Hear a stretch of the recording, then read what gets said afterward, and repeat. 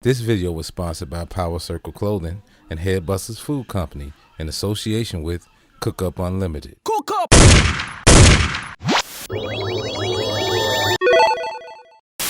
No, my nigga said went on downtown and had to watch him on the red block all my life. That was good to bad. Here's some shit that really turned out. I said, I went home, went to the bitch I thought we can come complete. Look through the peak hole. That's what I see. I saw 10 toes up, 10 down, two funky assholes going around and around. Nasty dick going down the end. The way he's fucking my wife was goddamn sin. So that made me mad. I stood up, I kicked in the window, I kicked in the door, I smacked that bitch with my 44. I hit her in the face, I hit her in the ribs, I knocked the asshole that place. That motherfucker was fucking here, I took the move, I made too motherfucking slow. I was on 119 reading Sunday News like with Plasky, 70 Blue. He said to Tony Brown, who beat your bitch around. I said, what you say is true. He said, okay, Tony, look, I got a letter to read to you. He read that warrant to his very best. He said, bring your poor ass down here, Judge Terry gonna tell you the rest. I went in that jailhouse right. When that quarter 9 saw the kilo walking down the line, he said, right now, Tony, look, we finna have your trial. Had the quarter 10, met Judge Henry, 12 other men. She said that bitch should be dead and dead. This white lady jumped up in the corner, beginning to shout. Judge Henry said, shut up, bitch, you don't know what this case is all about. So that made me mad. I said, oh, you white motherfucker, kiss my motherfucking ass. He said, if you feel that way, I'm getting 99 years of ass. I said, well, problem, motherfucker, can't give me no more, but running 11 doing 100 fuck.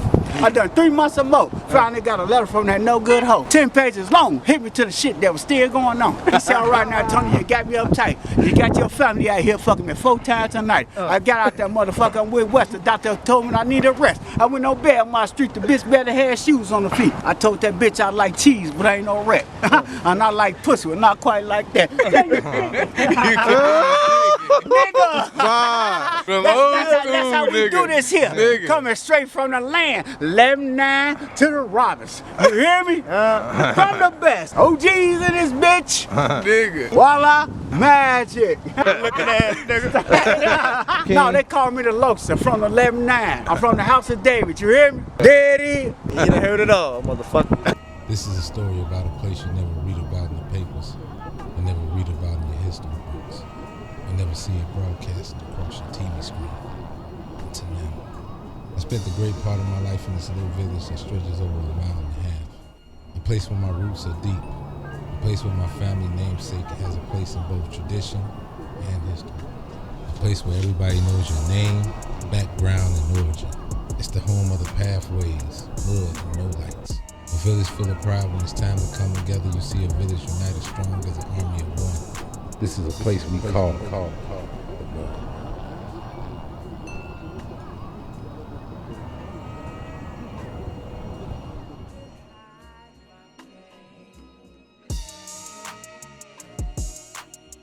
My mother's side of the family was from here. My grandparents, great-grandparents, cousins, aunts, uncles, etc. We all grew up out here. It was kind of like a double life for me, I guess. Kind of like a best of both worlds sort of thing. Because growing up in Harvey was parallel to the city in some ways, whereas the things being fast. Then on the flip side, Robbins for me was slow in a great way. I got a chance to explore. Actually, I was born and raised in Harvey, Illinois. On my mother's side of the family, they was from Robbins. I grew up in Harvey, but at the same time, I grew up in Robbins. My roots is literally in Robbins. I was born and raised in Harvey, but grew up in Robbins, put it like that. If you grew up in Robbins or if you ever lived there, then you know what I'm talking about, especially during them times. Like, a lot of stuff I did in Robbins, we didn't do in Harvey at all. Matter of fact, that world didn't even exist. So Robbins was literally like a whole new world. Harvey was like the city. You know what I'm saying? Like Chicago. Even though it's a small town, but it's fast. It's upbeat, same type of stuff going on. Had the structure, slight difference in Chicago, but nonetheless, you know, you had your riffraff and everything else. But Harvey was paradise back then. Back then, you know, you had family was together. You know what I'm saying? Motherfuckers had family reunions, family gatherings, holidays. Everybody came together. Kick as a kid, shit was fun as hell though. Shit, you know what I'm saying? Go slap my man's Nick around the corner. My man's Nick Dope. My man's Diddy, Cuz, big Cuz every day, Romy. All we did was hoop. Shit, played ball, rolled around and shit, did all type of shit. This your boy Tone G9. Of course, I'm from Mudville, Robbins, Illinois, no question about that. Grew up here all my life. One of the most dangerous places you probably can come as far as the south suburbs. For those that don't know, I grew up in the new projects starting off. And growing up in the new projects back in the early 80s was rough, man. Coming up, you know, seeing all type of crazy shit. Fights, shootings, kidnappings, stabbings. Nigga seen a grenade when he was 6. This shit crazy, dude. Talking about from Black, Gates, Alvino, Short, all the older heads who I come up under, man. It was rough growing up in the new projects, man. Later on, I moved down on 135th Street. Back then, it was a little rough because shit was zoned out here as far as the gangs go. And I was on the other side of the vice lords. Being that, it was like, you know, not really being forced, but a nigga had to be GD according to the boundary line.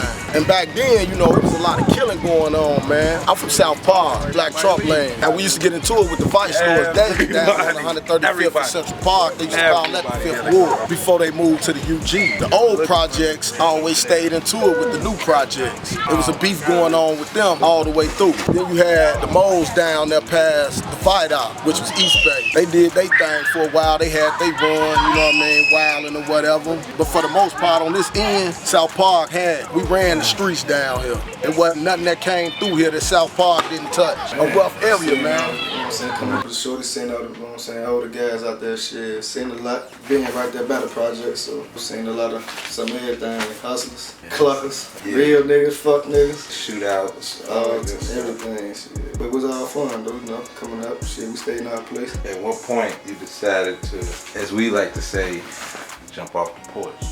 11, 12, 13, shit. 11, 12, 13. That's yeah. the magical number. 11, 12, 13. I swear. And stay though, nigga, stay with the school, you know what I'm saying? Graduated, but you know, shit, motherfucker out there 2 hours early before the bus come. You know what I'm saying? Get that motherfucking lunch, get money up for lunch. Yeah. Yes, sir.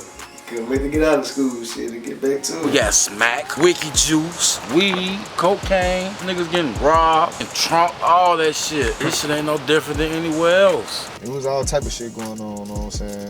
Like far as shit going like streetwide, the streets was going on, was kids coming up, shit, we, you know what I'm saying? I got older brothers, so, you know what I'm saying? Like back then, there was a lot of shit going on, so.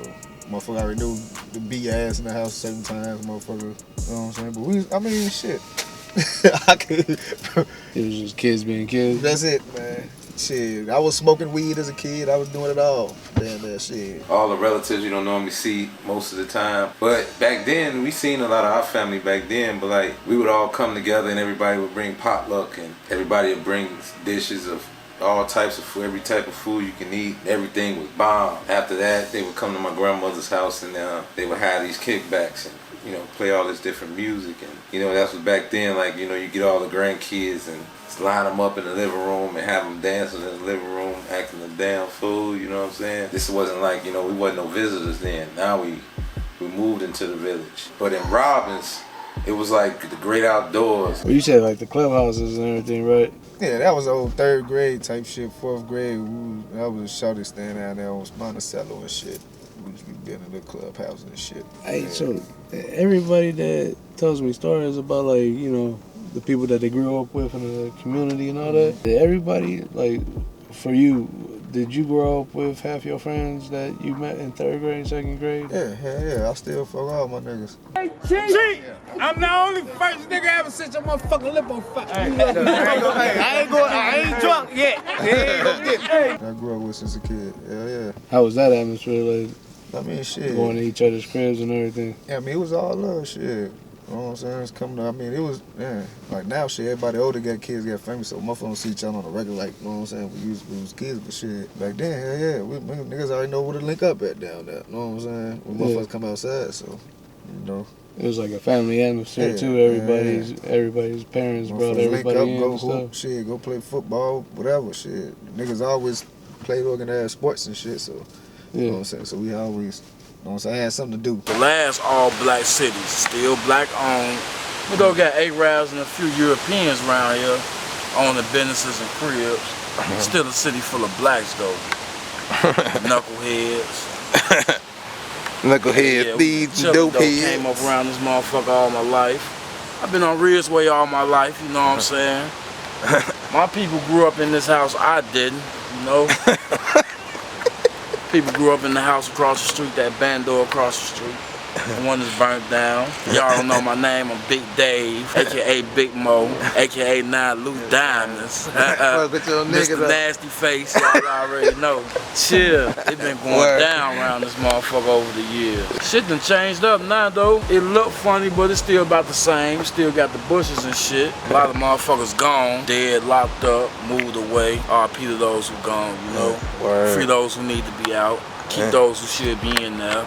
We ain't showing no favoritism for nobody, feel me? We wavy though. We ain't doing shit though, man. Working hard trying to get the fuck away from here. Or if we stay here, just have something to keep us comfortable, you feel me?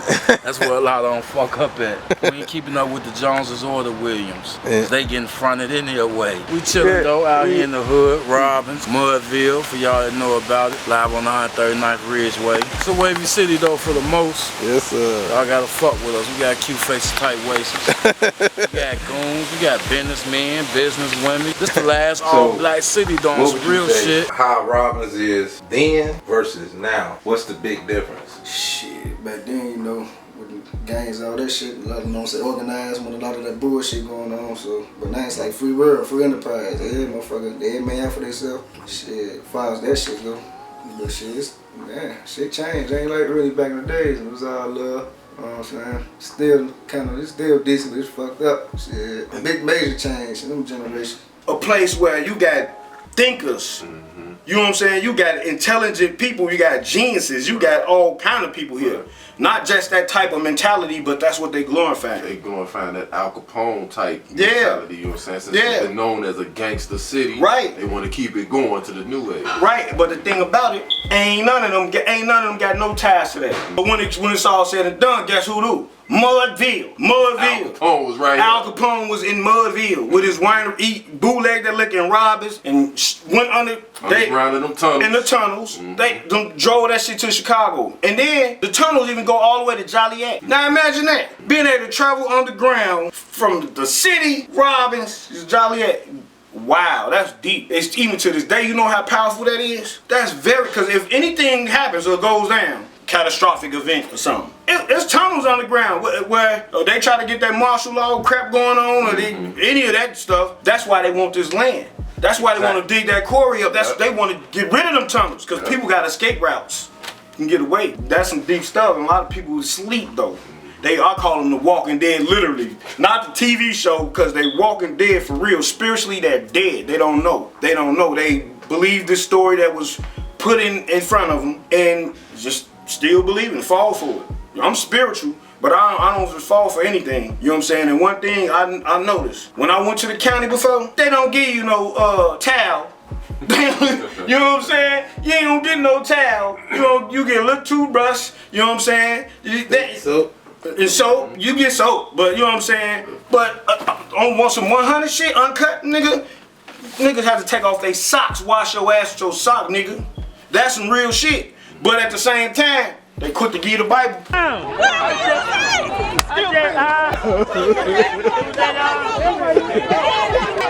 called you. Look at your phone. You know what I'm saying? Motherfucking the state police came out here and did sweep and shit. Damn it. What, they had jurisdiction out here?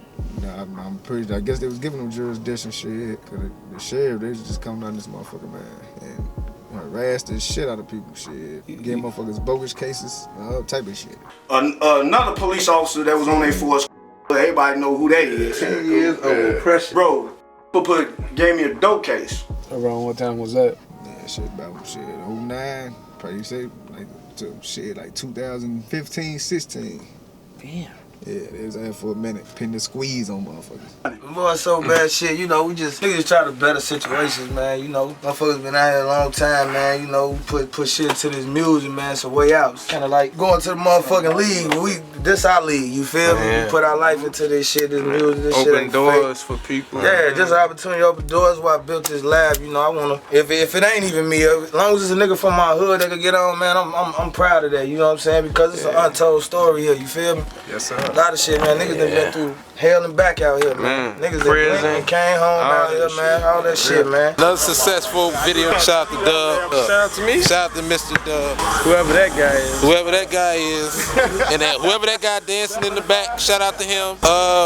Shout out to Beasley for pulling up in the Cadillac right on time. Anything you want to say to the people, Beasley? It's our time. Watch out, niggas. Whatever that shit mean. We do a lot of talking. I ain't got much to say on camera, but it's our time. And back to business. Back to business.